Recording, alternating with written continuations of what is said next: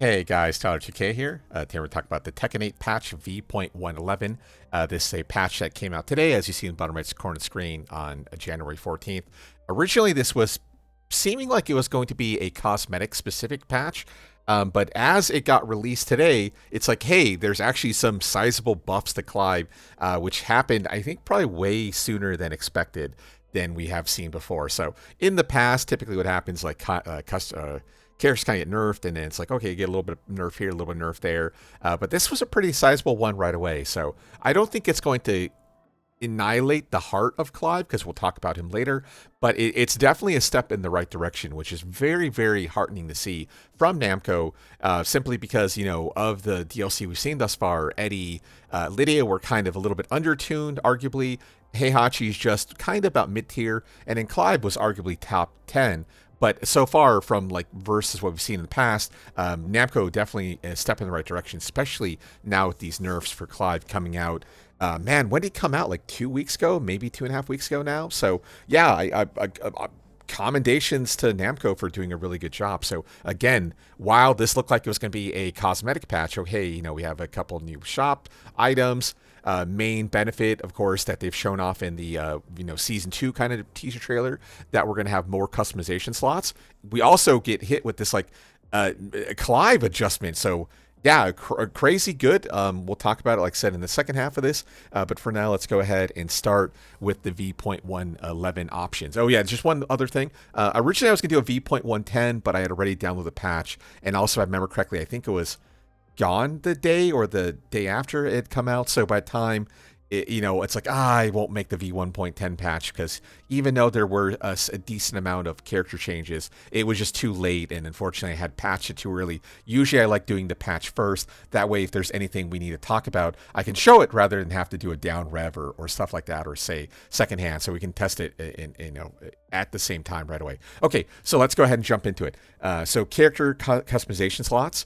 Basically, one of two things. So you do now have 20 customization slots across all playable characters. Sorry, my kind of a dry mouth going on here.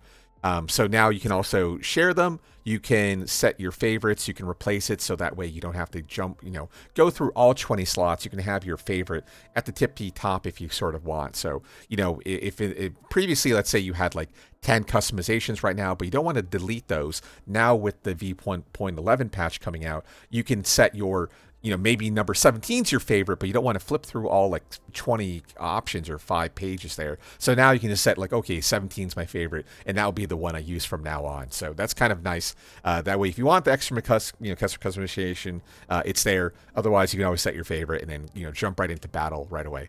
The other one, like I was saying, that they had really shown off was from the character select menu, or the main menu rather, where it shows your whatever character you want, and over time it's been from DLC to being, hey, any character you want can now be on the screen. The v.111 takes that to the next level by allowing your customer or your customization for your character to be shown off. So let's say you are an Asuka player, you have a really cool Asuka customization, that can now be your main menu. So not just the character, again, your customization if it looks really cool, or whatever character you want, that's now on the table. Also, furthermore, using the R3 button, you can now hide the rest of the GUI. So let's say you don't want to use the photo mode, which obviously was improved in v.110. You want to see just like the studio lighting that Namco provided automatically. Hey, you can do that from the main menu. Get a couple screenshots there as well, with like the really artistic camera angles, and then the sweeping camera, and then oftentimes the characters will like blink and wink and stuff like that, or kind of custom animations that are only in the main menu there. So if you want to see that, and you want to see it in like I said, pure studio lighting, hit the R3, turn everything off, and enjoy it, sort of thing. So that's cool. If you know me, I'm not really a customization guy, but hey, the more the merrier. Quality of life changes is nice. So speaking of quality of life changes, these are all things that were not talked about by Namco in the Season 2 teaser. Now Quick Match, Group Match, and Tekken Ball now can go infinite. So let's say you're having a really good set against someone, they're not on your friends list, and you get to the end of your best of 3, you now have the option to keep playing with that person effectively indefinitely. So, if you're having a great time or a great set, you can now keep playing to your heart's content. So again, if you don't have someone on your friends list, and honestly, the friends list system, not the best, of course, but now there's an easier way to keep playing against someone if you're having a great set and whatnot. And who knows, maybe after you can exchange kind words and rather than toxic ones. So that's nice to have that. Keep in mind that is only a quick match, group play or group match and whatnot. That's nothing to do with ranked. Ranked is probably going to stay best of 3 for quite some time now, until maybe in the future something else happens. But for now, this is just like your player match kind of setup. Now has infinite mode. Okay, so I'm not quite sure what to make of the improved punishment settings. So what it sounds like is Namco is streamlining it. So now instead of going through the action to perform, and it's a little bit tedious, where you select your punish option, or you go to punishment settings and then you select your standing punishment or crouching punishment, and then here you click your select punishment list, or you can program Lily or whomever to manually do it. Let's say you want to do down forward 1 sidestep into Matterhorn for like just quick training practice. That's now on the table. But what I think, like I said, Namco is doing is now they're saying, oh, hey, rather than go through this whole tedious menu, now if you select punishment menu right from maybe the action menu, now you go right into punishment settings, specifically punishment lists. So it much more beginner friendly kind of setup. You don't have to figure out what's going on. Obviously, it's definitely designed for intermediates and beginners in mind, but there's nothing wrong with that, because honestly, the have to go like 3-4 layers deep, it's not the most intuitive. So I'm happy that is also getting improved. Okay, so photo mode controls. So now you can use the mouse wheel to zoom in and zoom out. That's a nice little quality of life change, simply because whenever you're trying to control this on your computer, the zoom, I think, is, what is it, L and semicolon. Yeah, I'd be much more intuitive, like because granted, I'm a tall guy, so I have like long hands, so I'm doing this with one hand currently. But yeah, if you're like a normal sized person, wouldn't it make more sense to be able to use your right hand and zoom in with the scroll wheel rather than L and huge pain? So nice quality of life change for the photo mode specifically. So that's nice. Photo mode, it was definitely one of the better features for content creation as well, simply because it's really hard to get like the perfect shot. And if you ever use NVIDIA Ansel, which obviously photo mode is now available for any graphics card, whether it be AMD or Intel. So photo mode is a great thing. But yeah, getting the perfect shot in Ansel was a huge pain. So again, quality of life buffs are kind of nice. Speaking of more like general kind of information, now it sounds like you can hide your rival and friend information from the ranked mode. So, when you see, if you win or lose your ranked points, it will tell you your friend's positioning with you. The issue is maybe you don't want someone knowing you have a particular friend, or want to keep something kind of clandestine. Okay, you can now disable it. Or for people who just have rank anxiety in general, to see that you are basically indirectly facing someone that you might know. I understand you might want to hide that. So again, a nice little quality of life buff for you to hide friends, hide rivals. That way you don't have to necessarily see to everything all the time. And rank anxiety hopefully gets a little bit better from there. Okay, added function to access replay list from profile screen. Okay, that's nice. So rather than, same thing, quality of life buff, rather than have to go to find the player, and instead of the option of going to profile or replay, now from the profile mode, you can see the replay list instantly. So that's really, really nice, especially for when we do our viewer match reviews. You have to remember not to click on one button or click on that button. Now, rather than, I went down to the profile, I have to back up. Now I go to the replay match list. Okay, I accidentally do a profile. That's fine. I see all your replays right there right away. So that's a nice change. Okay, so now the meat and potatoes. Again, this was an unexpected balance patch that had hit the game. And I don't know if anyone had anticipated that apart from Harada and Nakatsu and whomever, same thing at the Namco team. So I definitely didn't expect a major balance patch like this. I expected maybe one Clive nerf, one Clive change. I didn't expect like a decent amount of it. So yeah, general idea is basically minor adjustment for Heihachi for a bug, and then Clive, significant changes. So he didn't get super nerfed, but yes, again, we'll talk about it. Apart from that, improvements to sound effects, sound quality, and stuff like that.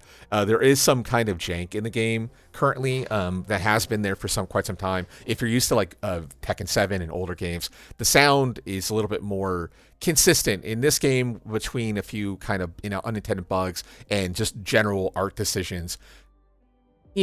Not the best, but hey, that looks like they're luckily improving it for v.1.11. For people who don't know, in Tekken 7, basically the nomenclature that the community uses is called something 0.0. So the very original version of a game, like Tekken 6 is 6.0, Tekken 7 is 7.0, and then the expansion pack that had come out was called Fated Retribution, and Fated Retribution Season 1 kind of specifically was the start of console Tekken. So when you hear someone say 7.0, that would be before Tekken 7 had come out on console in arcade. So same thing, if you've ever played a 0.0 version of the game, there's always been a lot of jank with the game. And then by the time the actual console release usually came out, they had smoothed everything out, new animations, new sound effects, stuff like that. So yeah, obviously everyone has been equally experiencing the 8.0 experience all at the same time. So you're kind of getting a look behind the scenes for people who aren't used to the Namco design arcade philosophy and whatnot that we're currently in. Okay, so I don't know if they're changing it, but the Phoenix Gate with the flashbang, hopefully the Phoenix Gate flashbang, when you go to the final round, quote unquote, is getting nerfed. Hopefully, I don't know. There are some bugs with the in older stages where the wall interaction can fall on the stage. It looks like the same thing happens on Phoenix 8. Personally, I haven't encountered that, but I know that's a bug that has always kind of unfortunately stuck with Namco for quite some time now. And then let's see, issue where in some instances characters could move outside the wall. Yeah, so the same thing. Bugs that have been around for quite some time are getting patched, so that's a nice thing. Okay, so the reason why we're playing against Lily here as Heihachi. So the first balance change is one that I've been trying to kind of reproduce. And unfortunately, I can't quite reproduce it. But basically what they're saying is under the effects of Warrior Instinct. So for people who aren't aware, so Warrior Instinct is our meter at the tip top. When we pop our meter, we get one charge. We expend our meter, and the next round happens. We get another meter, heat mode activate, level 2, so on and so forth, right? Until we get to level 3, where we then have access to what's called Warrior Instinct, or 1+4, which is a special state for Heihachi. So what they're saying is under the effects of Warrior Instinct, post-rate heat, we can't actually go for a Hell Sweep. So here I'm not under it. So I should be able to Hell Sweep immediately after. Okay, so we're doing a Hell Sweep. So what they're saying is under the effects of the Warrior Instinct, and I can actually activate that, we can't actually perform that. Okay. Yeah, so in my experience, it is inconsistent. I don't know if my Hell Sweep is really slow or what. But yeah, there were a couple times where I try to Hell Sweep here, and then I get like a standing down forward 4. The reason being, you really can't buffer crouch dash inputs in certain times. Also, it seems like there's an issue with heat mode on the Warrior Instinct. Oh, actually, whoops. So let's turn on Warrior Instinct. Okay, that might be the mistake here. Okay, there you go. Okay, yeah, same thing. Kind of inconsistent. Yeah, so maybe I'm like, maybe now that I'm playing Heihachi here, that I'm kind of getting used to timing, so I'm delaying the Hell Sweep option with the Warrior Instinct. And the proof for Warrior Instinct, obviously we have the meter glowing here at the tip top, and then we have moves like 4-4-2, 1+2, 1-1-2, and stuff like that. Manage your pushback. But I also had tested with like this, like, oh hey, I can't go for it, right? Because we can't buffer off of this position. But the thing is, like, even if I was to disable Warrior Instinct, the same thing happens. So we're still getting down forward 4 because, yeah, we can't buffer off of the heat burst. So I don't know if they meant to say it only in any state he can't perform it, or like I said, when I do 4-4-1+2 with Heat Engager with Warrior Instinct, sometimes down 4-4 comes out. I don't know for a fact. I assume it's the latter and not the former, but that's something that's interesting to see why, you know, he can't proper crouch dash buffer, and then why Hell Sweep doesn't come out except under the effects of no Warrior Instinct. Not 100% sure, not a Heihachi player, but that's interesting to see. So the real one we want to talk about here, though, of course, is Clive. So Clive, obviously, you know, just barely came out less than a month ago, has definitely made an impact on the game. He has, at least previous to 1.11, a very boring neutral game of just nonstop, like, forward 1+2 usage. Oh, hey, you block forward 1+2? Okay, now we're going to do forward 1+2 against you, and then this and that, this and that. And obviously at -8, forward 1+2 is a really, you know, big force to be reckoned with. The other issue, of course, being that forward 1+2 has basically nearly perfect 360 tracking. And then obviously here we're playing... Oh, wow, that's the first one I've tested. So there you go. Cool. Okay, so certain characters can sidestep it inconsistently, but we don't really have to worry about that too much anymore. Okay, so let's start off here. Version 1.11 changes were made to the Clive, focusing on suppressing the performance of certain overpowered moves. Clive's key move, forward 1+2, is a long-reach heat engager that serves as an effective counter to lateral movements. However, due to its combination of strength and low risk, the move overshadowed the utility of Clive's other techniques, which is clearly true because, again, we saw that nonstop, and as they so eloquently put, encouraging monotonous play styles. I can't even say that better myself. God dang. So to address that, basically, forward 1+2, we won't read it all because we're about to talk about it, has been toned down. Also, back 3 and back 1+2, while excellent counterplay tools, their rapid recovery allowed for basically very difficult to punish, which was super true. Back 3, hard to bait out, and in the Power Crush, at certain ranges, can become less punishable to the detriment of the game. And same thing. Okay, you haven't seen enough forward 1+2. Hey, here comes a back 1+2 at tip range, and you're like, shit. Okay, I guess I'll lose now. Okay, so yeah, actually, it's interesting to see. So there were a few nerfs. At the same time, there were also a few quality of life improvements. So let's go ahead and show the first quality of life improvement, and that is with, and I didn't expect to go to this screen. Oh, actually, no, this is the screen I anticipated. So we'll go to a breakable stage, secluded training ground. So there is a bug currently in v.1.10 with Clive. So the bug is when you're by the wall. Oh, not that wall.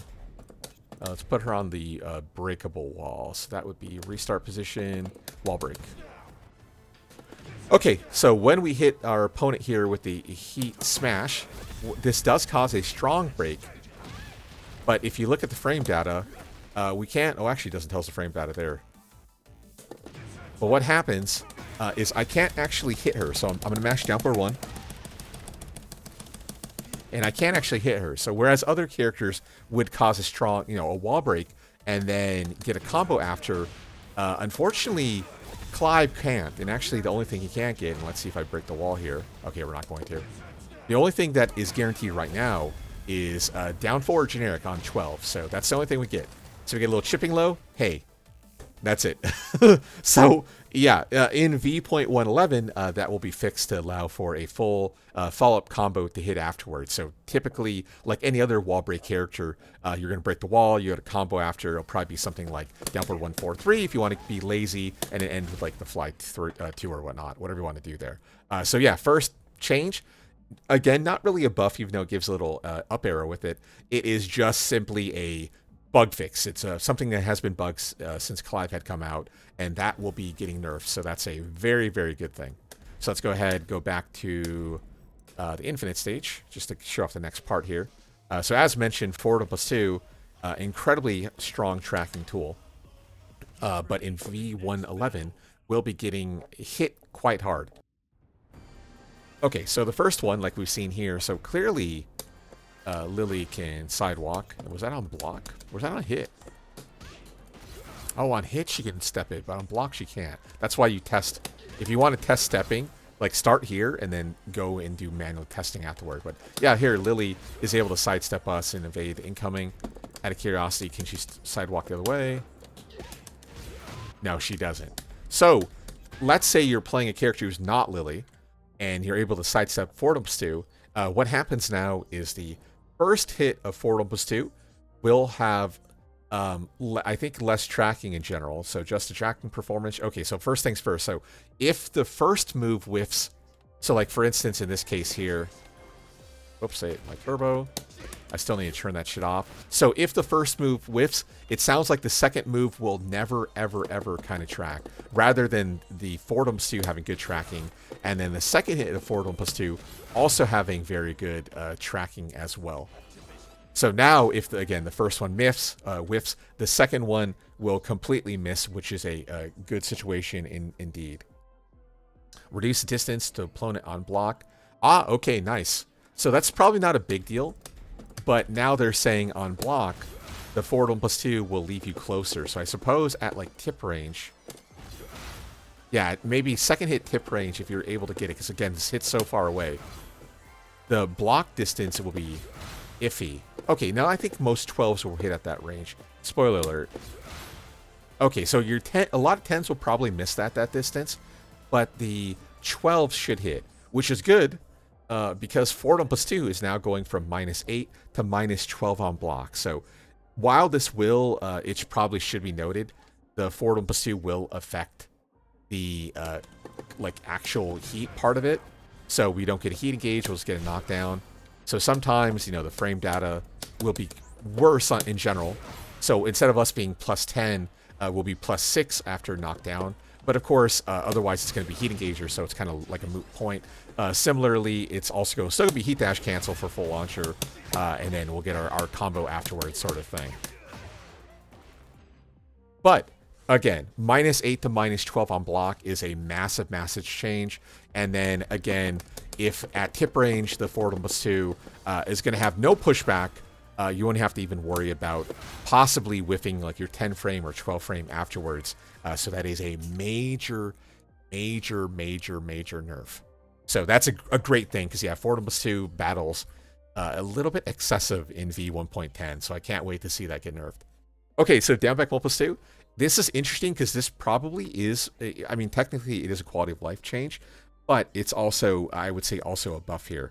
So what they're saying is the tracking ability of the first attack on block has been enhanced to alleviate it like whiffing midway. So I haven't encountered this problem, but what they're saying is when you perform the final hit or perform the string, maybe there's a scenario, maybe at like tip range or something, where down back 1 plus 2 can be evaded effectively.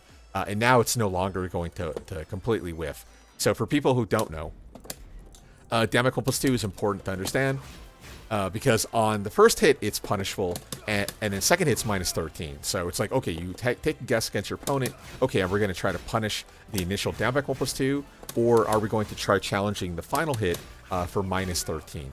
And, you know, the Clive player, understanding that, can calculate risk and whatnot, trying to score wall splat and knockdown and or stuff like that. Okay.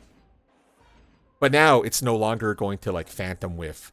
Which is a really, really nice change, because there's nothing worse than taking inherent risk and then the game being like, oh, hey, that's going to miss. And you're like, why did that miss? And then all of a sudden you get launched and you're having a bad, bad time. So that's a nice change. Again, more of a quality of life than anything. But still, I would consider that more of a buff than the heat burst, which is more of a proper fix. Okay, back 3. Back 3 has now been recovery speed increased to be 5 frames worse. Also, there are certain scenarios where back 3 could not be effectively challenged, and those have been changed. So if I was to take a guess, probably like rapid succession jab attacks, like similarly, like for instance, like Clive has 1-1. So maybe 1-1 will now properly beat the back 3, or finish string like 2-2, 1 plus 2. Actually, that's probably a little bit too slow. But there's a lot of characters who have like advancing jabs and advancing leg attacks where you can hit a button to challenge through. So that is now going to properly beat back 3. Apart from that, like back 3 already has such fast recovery to the point where you can almost mash it. And keep in mind, this back 3 works against pretty much everything, and it will do punishment settings. including hop kicks. So he has what's called a strong parry. And keep in mind, normal reversals and whatnot don't actually work against airborne state, but Clive back 3 does work. So that's really strong to have access to something like that. Keep in mind, back 3 doesn't beat, it doesn't beat heat smashes. I don't think it beats unblockables either, but at least it's able to beat hop kicks, which is nice. But now you can properly bait out back 3 and punish Clive accordingly. Also, again, you might have your favorite anti-Clive back 3 string, like let's say you're playing Law, you do like 1, 2, 3. I'm sure 1, 2, 3 beats Clive back 3 now consistently, rather than Clive being invulnerable the entire time. A great example is against Victor, at least in v1.10. You can tech roll into Victor and he can do his EI down 2, and back 3 eats every hit of down 2, and you teleport through him and you attack him, and you're like, oh, that doesn't feel really good. So maybe that's going to go away in v1.11. So hopefully. Okay, so this is an interesting one. So back 1+2, everyone's favorite Power Crush, which is very strong, of course. We talked about that already, is getting significantly nerfed. So they're saying recovery frames have increased by 6 frames. And to maintain the frame advantage on block, there is 6 frames of worse recovery for the opponent. So what that means is it's still going to be minus 14 on block. And let's go ahead. We'll put standing block and block all. So for people who don't know, back 1+2 is minus 14. But if you're able to get it at tip range, it's minus 13. So what they're the other issue here that you really can't see. So let's go ahead and turn on the simple display. So we'll put opponent display on. Actually, we'll do ours. Simple display. So during this, we can screen freeze, and then actually using photo mode, we can now advance through frames. So minus 14. The issue here, though, is if you look at Lily specifically, she recovers like instantly. So even though it's 24 frames, like you're 24, you have to like, your brain has to activate instantly on that 24. And as shown, of course, is at tip range, it's like less time to react effectively, and then also less frames to punish him, and then more importantly, there's significantly more pushback. So now, rather than this instant kind of speed that your brain has to kind of trigger at, so like, oh, well, okay, she got hit in the face. I mean, what can I do there? Well, yeah, rather than having to, why did she not be able to block that? Wait, what just happened? Dude, it's all in standing block. Okay, my mind is crazy. Okay, sure. So yeah, rather than you have to figure it out and actually, now there's 6 more frames of lag. So obviously 60 frames per second. So that means you have an extra 1/10 of a second for your brain to process the punish. So it's still going to be minus 14. So it's not 14 plus 6 for 20, minus 20 frames. It's now an extra 6 frames for you to kind of react to the animation.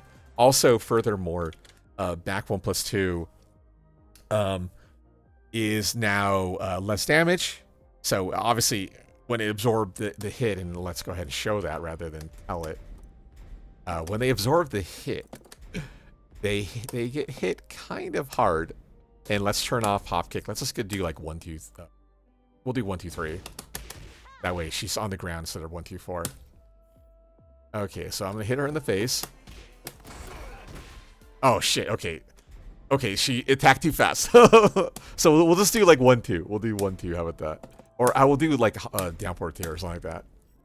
Yeah. So certain jab strings that end in a low will beat power crushes. Dragunov 214 is not one of them though. It's always annoyed me. Okay, so there you go. Boom. Hit her in the face for a ton of damage. Compare that to his normal standing attack, which only does. Where is my super suit? Okay, where's my normal hit? Okay, 25 versus 39. Yeah, I mean, it doesn't feel good to hit by 39 damage. Keep in mind, 39 damage. What is that? Is that like 18% of your total health or something like that? 175? I don't know. Someone correct me in the comments, but it's a lot of damage. You eat 2 power crushes, you're not having a good fucking day after you get hit by the power crush. So it's nice that there's more time for you to react. Oh yeah, also at tip range, it's consistently minus 14. So it sounds like they're not getting rid of like that property part of it, where it's not going to have any pushback, kind of similar to Forward 1+2, but at least it's going to be consistently minus 14 at tip range. That's also a nice little quality of life improvement. Although most characters, apart from probably, damn, who would reach at that range? Lars? Like Brian definitely ain't hitting it that far, but whatever. It's now going to be consistently 14, and you have more time to react and less damage on successful parry or reversal, whatever you want to call it. That's a big one. Okay, wall stand 1+2 is basically his 1+2 that can be performed at a wall stand. Same thing, safe on block. They're now saying it has an easier window, making it easier to execute. I don't know what that means. I don't know if that means you can slide the 1+2 now, or what. Oh, there, maybe that was it. Wow, I barely was a frame late. Can I show command history in time? Oh, there you go. Yeah, see, I was a frame late. I mean, technically, that's not wrong, though. That's the game, how it should work. So maybe they're fixing that. But whatever, they're changing wall stand 1+2 to be more consistent. Technically, like I said, if I even hit wall standing 1 frame earlier, it should give me wall stand 1, so whatever. Okay, they're changing that. Also, I'm not going to be able to reproduce this, but Phoenix 4-2, so that's his hell sweep into, ice attack rather than the kind of Setsuken option. They're fixing it such that it's not going to phantom whiff. I couldn't reproduce it, but I definitely have seen it happen where if the opponent tries to sidestep out of the way, they'll still get hit, but then the ice attack misses, and because it's like an attack throw animation, you're stuck in this animation while your opponent can still attack you. So, okay, nice that they're fixing it so it doesn't like phantom whiff now. Nice little quality of life buff, kind of similar to Victor down back 4. When he first had come out down back 4, you could like attack the wrong way, and then same thing, the opponent would launch punish you because you're attacking the wrong way. So they're now fixing it. Of course, keep in mind that the hell sweep, the reason why they're fixing it, of course, is that the hell sweep, you're taking a minus 26 risk to try to get something started, so they had to change it. So a nice quality of life change for Victor. Same thing, I wouldn't necessarily call that a buff. But it's nice nonetheless that they are improving that, so you're not going to get penalized for going for a hell sweep when you shouldn't. You're taking all that risk. You should at least get some of the reward to go with it. Okay, so my guess. So I'll talk about just like theory crafting here before I upgrade the game. So just talking Victor, there's Clive. Don't cry for him. Like 4+2 obviously was so overtuned. They had to nerf it. It's also important to understand that what is likely going to happen is that Clive meta is going to evolve out of Forward 1+2 and instead is going to go into the realm of using an option like back 2. So back 2 is basically a homing attack that doesn't actually have homing sparks on it. It's tracking Lily both ways fully, and then of course on hit, it guarantees a follow-up attack. For instance, we can go into Phoenix 1+2, and then we get heat engage and stuff like that, wall splat option. Or a ground break stage, we can go for hell sweep into 1+2 to break the floor.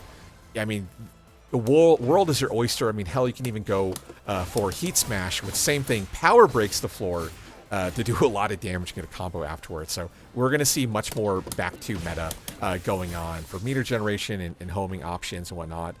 Forward 1+2 is still going to have a purpose. That's your long-range 16-frame Punisher. So, for instance, against a character like Heihachi, where a lot of characters can't effectively, consistently punish a tool like 442, Clive will have an answer for it. I mean, having a long-range 16, same thing.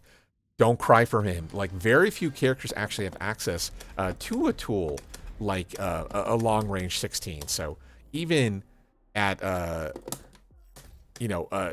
I think, I don't know if mid-range counts here. Whoops. Oh yeah, I'm gonna see if I can Okay, now I backdash too far. There we go. Okay, so that's almost tip range, and we still consistently got our 16-frame Punisher going on.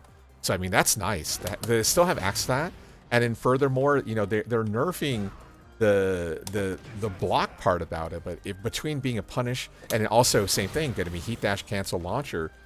I mean, what's going to happen is your meter is going to be ticking down. You're going to have like 5 seconds left, and it's same thing. It's going to be okay. Well, is the Clive player going to go for heat smash to pop the meter, or are they going to go for a safe +5 wall splat, not named wall splat, like launching option open field that is still going to have really good tracking. Because again, they only nerfed the tracking on the second hit.